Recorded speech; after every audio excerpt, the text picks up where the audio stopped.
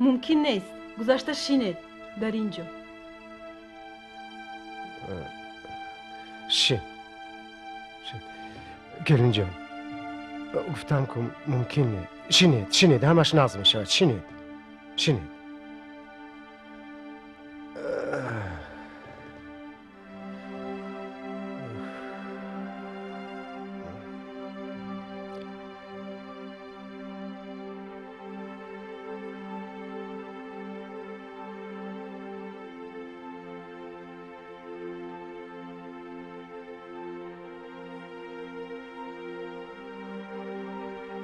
شریف صابیرویچ، لبای کسر رو نظارت کنید.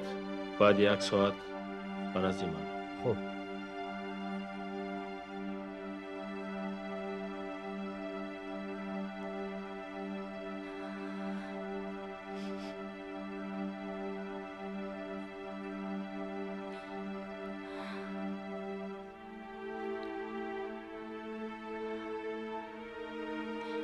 معلم، لبای دخترکم دارید من پیش مهربان روم. خوب شده است. شاید گذارند که درایم. گلین جان، آخر چرا بیهوده اشک میریزید؟ همش نقض میشود. شما شنیدید که دکترها با شما اجازه در آمدن رو نمیدین؟ شنید؟ همش نقض میشد. شنید؟ نه نمیتوانم. گلین، ای خدا.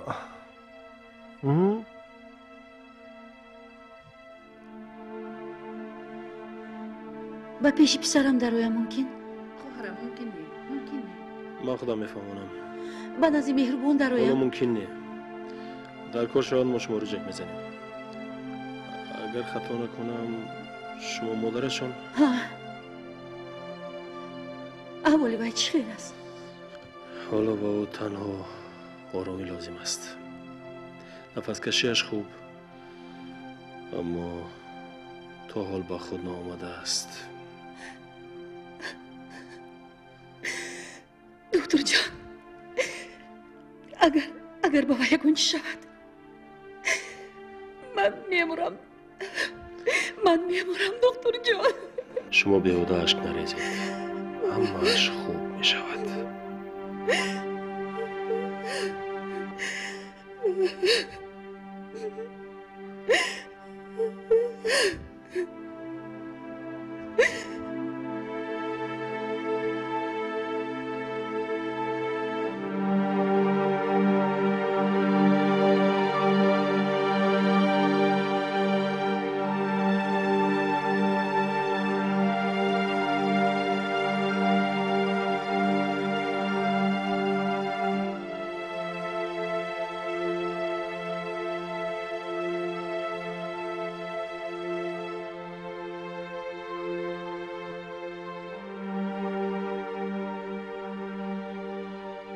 زلیخا همش رو نوشتی؟ ها نوشتم.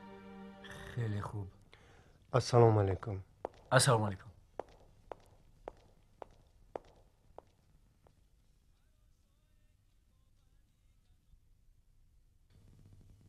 گلین، من با شما یک مصلحت داشتم.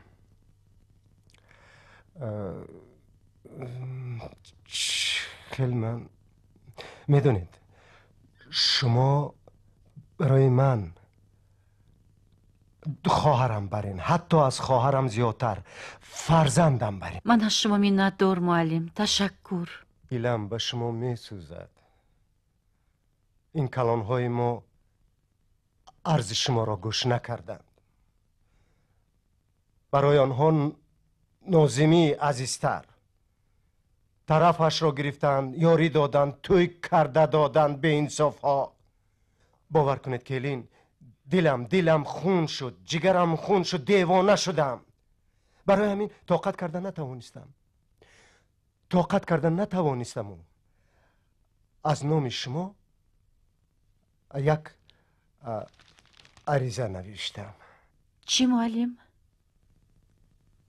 عریضه نوشتم، گفتم که لنگشان از آسمان می آید. وی مولان زاده سرسخت با وی قطاسی همه‌شان پیش قانون جواب میگویند. من نمیدانم اگر به جای شما یگان زن دیگر میشد طاقت کرده نمی نشست، هزار و یک کار میکرد. لیکن چرا شما خاموشید؟ برای چی نمی جنبید؟ مردم میگویند که این زن تماما گل و گمراه بود است. همین خیلی هم گفتن، من شنیدم.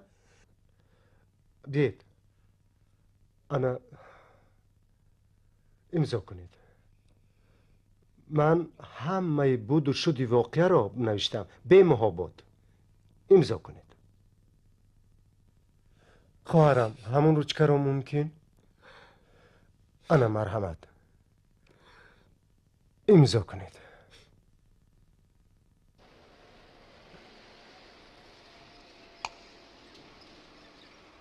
در آمدن ممکن؟ درآید.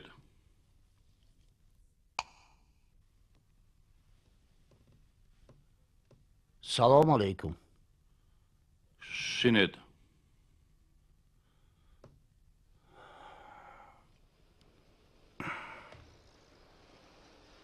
خوش. مولان زاده در توی خدمت کردم گوید. دروغ نبوده است.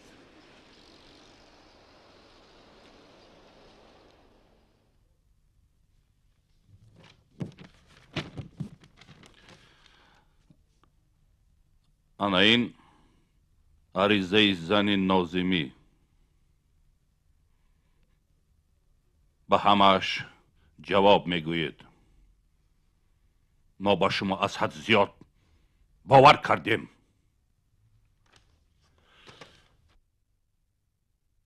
آخر آنها یکدیگر را دوست می‌دارند. خرد نیستند. از همه پستی و بلندی های زندگی با خبرند.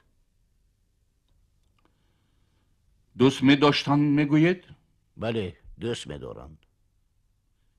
این نازمی شما به زن اولش هم عاشقی شیدا شده بود و خودتان خواستگار بودید و این دخترک هم خودتان رئیس توی. آخر شما چخیل آدم، چخیل محرری گازیتا، چخیل اعضای حکومت گپ زنید. آخر شما یک آدمی کپکلان، روزگار دیده. سود آنها را از یکدیگر جدا کرد. همه‌اش از روی قانون. چند کودک دارد؟ 2 تا. یک دختر و یک پسر. آنها خردکک،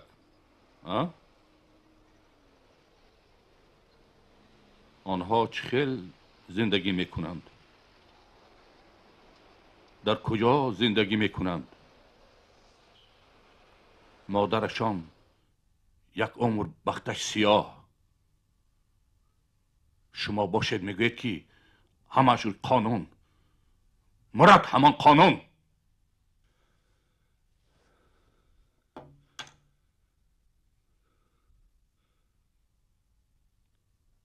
با همش خود شما گناهکارید و اهل روزنامه تان. چرا باره نپرسیدید؟ جیغ نزدید؟ نفهماندید؟ حیفی تو نگفتید؟ بریزده زن نازمی جواب نگرداندید؟ من باوری دارم که این خیل عریضه هایی به جواب در روزنامه های شما بسیارند. نیست. دیگر نیست. نیست؟ بله، دیگر نیست. همین یک تو؟ همین یک تو. آشنا بازی، روی خاطر بینی. وای با من نه خویش است و نه تبار، نه یار و آشنا. عارف سیدویچ. در بیورا جواب میگوید.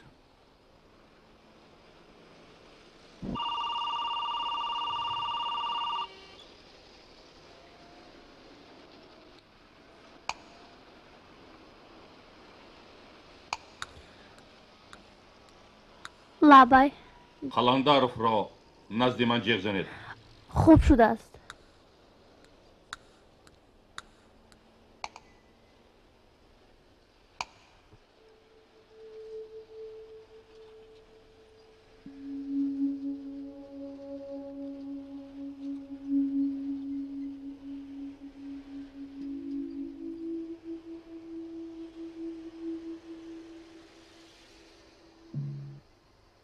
گوش میکنم. فعالیت مولانزاده را در اداره روزنامه سنجید تجلی این عریضه را تفتیش کنید.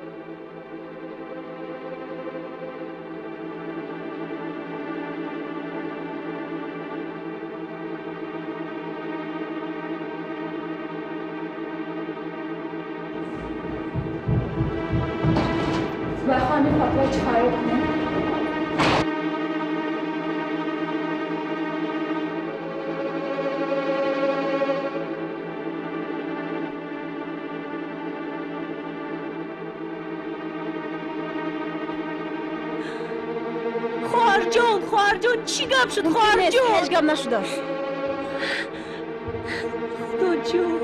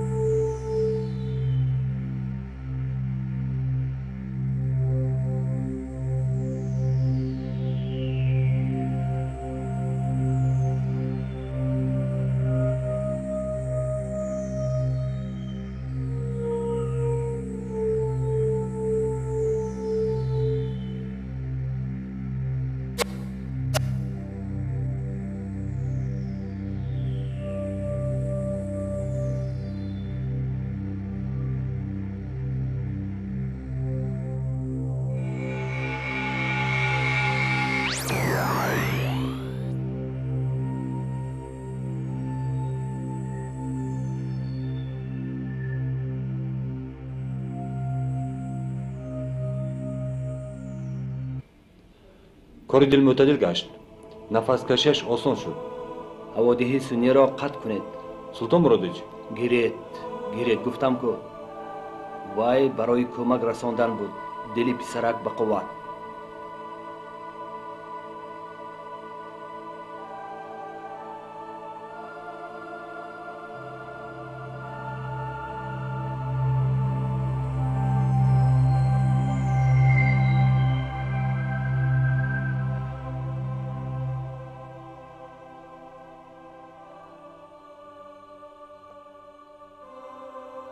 ناظمی ژورنالیست مخبری کلان شعبه تشویقات و ترغیبات روزنامه، شعبه‌ای که به تشویق و ترغیب قرارهای حزب و حکومت وابسته. به دوش او همین خیلی یک وظیفه مسئول و لکن خودش قانون را ویران کرد. زن و کودکانش را پرتافت، شهنازه را از راه زد، گرنگ کرد، عقلش را دزدید. در این راه باز به وی مددگارها بودند. یکیش محرری روزنامه، کمونیستی کهنسال مولانزاده. شب او رئیس توی ناظمی بود. به جای پدرش شده است این آدم به او، لیکن پدری به عقل از بیسوادها هم 1000 بار بدتر. این پدری غمخوار نصیحت نمی کند، از راه خطا نمی گرداند او را. رفیقان، نوشته های زنی ناظمی قریب همه‌اش درستند. اینجا همه ما گناهکاریم. لجام این آدم را برمحل‌تر نکشیدیم، ارکه کردیم. هر نامقوله که کرد کاردار نشدیم. میبخشید، این چه خیلی سخن گفتن. تو چی ها میگویی؟ به دهانت نگاه کرده گپ زن. لجامش را کشیده نماندیم، ارکه کردیم. تو اول آداب سخن گفتن را یاد گیر. من میدانم که تو تا چه اندازه روزنامه نگار هستی. تو حقوق معنوی محاکمه کردنی من را نداری. دویم، من کشاد میگویم که این عریضه را عائله من ننوشته است، زیرا وی این گونه عریضه نوشته نمیتواند. سیوم، من یقین میدانم که در نوشتن این شکایت انیقش این عریضه با مصلحت و کمکی یکی از شمایان نوشته شده است. شین چی؟ حالا به تو سخن نداده ایم. وی حق ندارد که مرا محاکمه کند. بسیار از خود نرو. آرام شو. شین.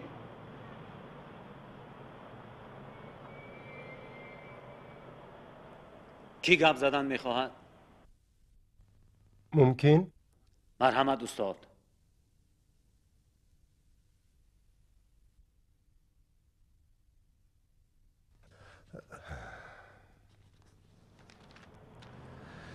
تشکر.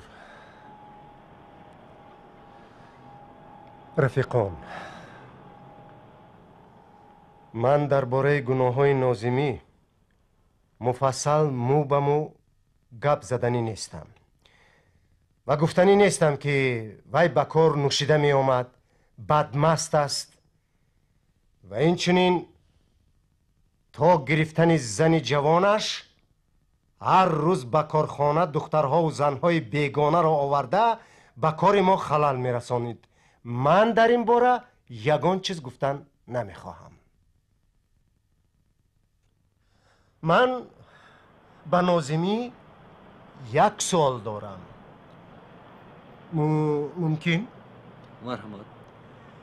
شما میدونید که پسرتان مهربان در کجاست؟ نمیدانم. آنه دیدید، شنیدید، نمیداند که جگربندش در کجا و چی حال دارد. دینا، پسرت تا نصف شب در همان طربخانه‌ای که تویت گذشت دادا جان گویان گریه و ناله کرده است. چنان گریه و زاری کرده است که بیهوش شده به زمین افتاده است. او را به بیمارخانه بردند. حالا او در حالت وزنین است. ببخشید. من تمام.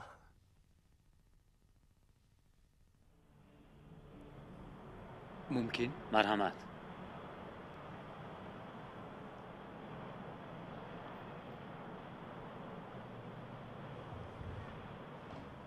رفیقان،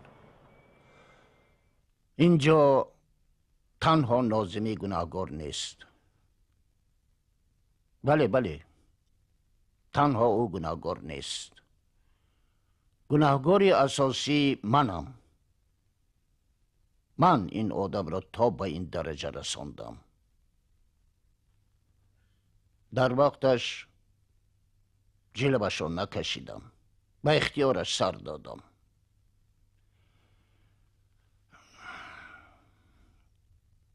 اندیشه های بسیاری داشتم، ولی افسوس، پوچ، بی‌معنی. ناظمی باید کیمکایی ها از کار رانده می شد.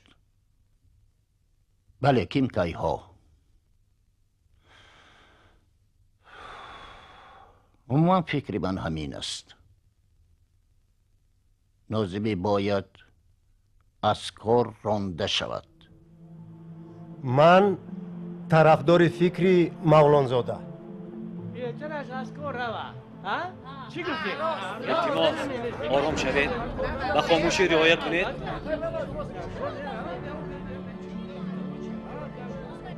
رفیقان، سخن به مدیر شعبه ایدئولوژی کمیته حزب ناحیه ستار قلندرов داده می شود. تشکر. رفیقان، من در دوام چند روز این مکتوب شکایتی را تفتیش کرده سنجیدم. همه دلیل های در مکتوب نوشته شده متاسفانه تصدیق شدند. در حقیقت ناظمی عیبدار است. رفتار ناشایسته کرده است. اما رفیقان، یک چیز را باید به خاطر آوریم که ناظمی یکی از ژورنالیستان شناخته ناحیه است. او با مقاله های تیز و تند و مسئله گذاری هایش در سراسر ریسپوبلیکا شهرت پیدا کرده است. وی قلم خوب و فکر تازه دارد. من با ناظمی خیلی جدی صحبت کردم. گفتگوی طولانی گذراندم. با فکرم وی خطاش را فهمید. ما این را هم باید به خاطر آوریم که ناظمی 2 کودک خردسال دارد. ما باید بی‌طرف نباشیم. رفیقان، ما با خلاصه آمدیم که به ناظمی آگاهی قطعی داده شود.